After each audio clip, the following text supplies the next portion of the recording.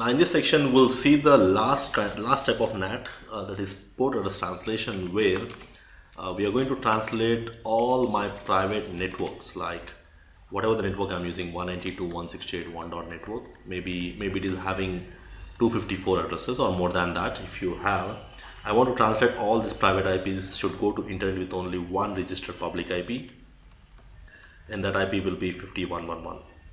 So I want to translate all my private IPs should get translated with only one registered public IP address. So that is what we call it as PAT, but using different port numbers. So I don't know exactly what port numbers they'll be using.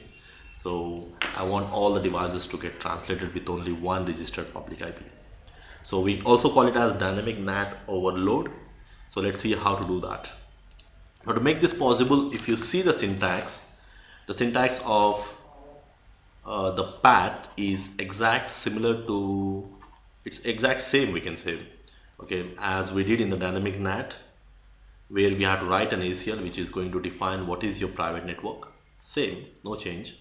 We need to write ACL, and then we're writing 192.168.1 network, which is going to tell that any address starting with 192.168.1, these are my private addresses. And then in the second statement we are going to write the public pool, where I'm going to say IPNAT inside pool. The name of the pool is CCNA, and we are writing the starting public IP 5111, and then the ending public IP also we need to write same. So if you're writing same, it means that we are defining to the router that I want to use only one registered public IP address. And the subnet mask, you can use either /32 because it is just one single IP. So for one single IP you can match with a subnet mask of /32, or you can write /28, 29, whatever it is. So normally when we are defining one single device, we generally use, or one single IP address, we generally use the subnet mask of /32. /32 is going to represent only one device or one IP address. So that's the reason we are using /32, that is 255.255.255.255 represents /32. But it's not mandatory that you should use /32, it's up to you. But generally when we represent a single device, we use /32 subnet mask, or one single IP, we can say. And then finally we are going to translate that whatever the private addresses are defined in the ACL 55, and the translator should go with a pool name called CCNA. And then we have to add one major keyword here called overload. So when I say overload keyword, it will do PAT. If I don't add this overload keyword, it will work as a dynamic NAT. And the only difference between the dynamic NAT syntax and this syntax is this word. So I'm saying that overload means it's like, take some extra load on the same public IP and translate all the private IP addresses with only one registered public IP addresses. So if you see the syntax, it's exactly the same what we did in the dynamic NAT. And then implementation part, it's same. Interface facing towards the router is always inside, and the interface connecting to the ISP is your outside interface. So it's the same thing, there is no difference in the different kinds of NATs here. So for verification, I did not implement the dynamic NAT in the previous lab, so I'm going to continue here. I'm going to define an access list 55, which is going to permit 192.168.1 network, and then I'm going to say IPNAT inside source, IPNAT inside, and then source, So we need to say IPNAT pool, and the name of the pool is CCNA, and then what is the starting public IP I decided, 5111. And if you want to use the same public IP, we have to define the last public IP also 5111, and then we need to say net mask, and then the subnet mask we can use either /28, /29, or just use /32 if you're using one single IP address. So it matches only that particular IP. It will not match any other IPs. That's what /32 represents. And then we need to say IPNAT inside source list, and I need to tell the list name is 55, and then we need to define the pool and the name of the pool CCNA, and then we need to say overload, and then interface F0 by 0 is inside interface S0 by 0 is my outside interface. So for verification we can use show IP NAT translations. You can see I don't have any translation table because I have to generate some traffic. So let's generate some traffic here from 1.1. I'll generate some traffic from 1.2 and from 1.3 computer also, and from 1.4 computer also I'm generating some traffic. Done. So once I generate the traffic, now if I use show IP NAT translations, you can see the traffic is generated. So let's come one by one. So I'll first verify these 4 lines. Now these 4 lines are coming with 192.168.1.1, and they all go with the same IP address, and I'm generating some ICMP traffic, which is my ping messages. This is the first traffic. They all go with the same IP 51.1.1. And the second thing, if you observe here, the next one, this is also ping, the 4 messages here, they all go with the same IP again 51.1.1. Even though it is 1.4, they all go with the same IP 51.1.1. And if you observe the last 2 lines, here, one is 192.168.1.2 and 192.168.1.3. they both go with the same IP again this time, but they use different port numbers here.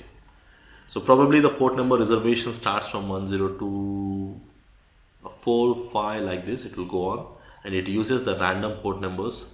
It's something done by automatically. We are not going to do anything on the port numbers. So it's going to use some unreserved port numbers and map the same public IP, but it is mapped with different port numbers for each and every connection. And these are the destination servers which I'm trying to access. Okay. So after some time, if you observe the output, it will be removed because after some time, once the traffic becomes inactive, it will automatically remove the entries from the NAT table. And this NAT translation table is temporary, and this is going to confirm that your translation is happening on the routers. So I got one more scenario here, PAT using exit interface. Now the one scenario which I used in the previous example here, where I have translated all my private IP addresses 192.168.1.1 network, they all are going to internet with one registered public IP 51.1.1. So we are going to map with 51.1.1. But in this example here, we are using the same private network 192.168.1.1 network, and they all will be going to internet with the public IP whatever we have on the S0 by 0 interface.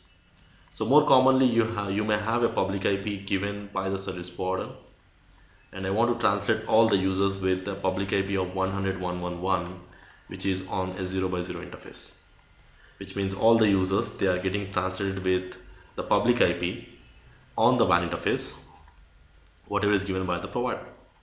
So instead of using the same interface, instead of using a separate public IP. Now this is another common implementation you may find in the production networks. Now in this scenario, we just need to write an ACL which is going to match your private network. So which is defining your private network just like we did in the previous statement. And there is no need to define any pool. There is no pool required to define the range of the public IPs. So there is no need of writing any pool. Instead, we need to write IP NAT inside source, and the source, I missed one command here. Source, we need to say list 55, and then it should get translated with whatever the public IP which is present on the S0 by 0 interface and overload it.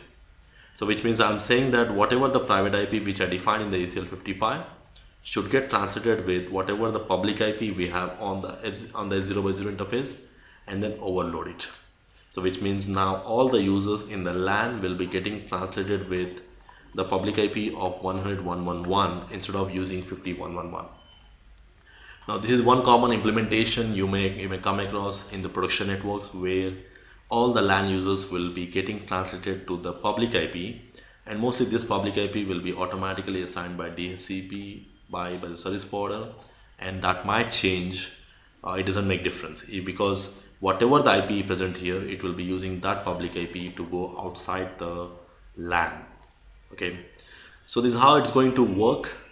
Now this is how we are going to use PAT in case of broadband connections. As you know, in case of broadband connections, it will be a little bit different, where you have all the customers. Let's say you have some customers in my colony. Let's say I got some one of my home, and they all connect to the centralized switch, and then they all will be connecting to some router. So this is a centralized switch, which is a service provider exchange office, the box which is in your location, and then probably similar way you have some multiple customers in different areas. They all might be connecting to the same centralized router, and then this particular router, this is on the service provider side. Mostly this is on the service provider exchange office, and then it is going to connect to again back to outside network. So outside network means mostly connecting to other service providers, or which is carrying the traffic from outside to another ISPs, and connecting to internet, we can say, which is again connecting to internet here. Now in this scenario, you will be using all these interfaces, the blue interfaces, whatever you can see this, all these blue interfaces will be your inside interfaces, because from there you will be getting some private IPs, and the interface which is connecting to the outside network will be your outside interface. So this will be outside interface. This is something done by the service provider anyway, but this is a typical service provider implementation where you will find, and probably we are not going to do anything on the home broadband internet connections, because our job is just to take the ISP connection and the translation done by the service provider in general. But if you are working in a production network, in a company network, we generally prefer to do the translation on our own routers by using our own dedicated public IP address we'll be using for translation. So wherever you're working, either in a service provider environment and here you got a private range. So we got an ACL which is going to match thousands of private IP address range, and they get translated with only one registered public IP address. So that's how it's going to work in general in the other scenarios here. Okay, so this is something what we have seen. We got three different types of NATs implementations here. Majorly in the production environment, you will see most common as a PAT implementation, because using PAT, what we can do is we can translate thousands of private IPs can get translated with a single public IP address.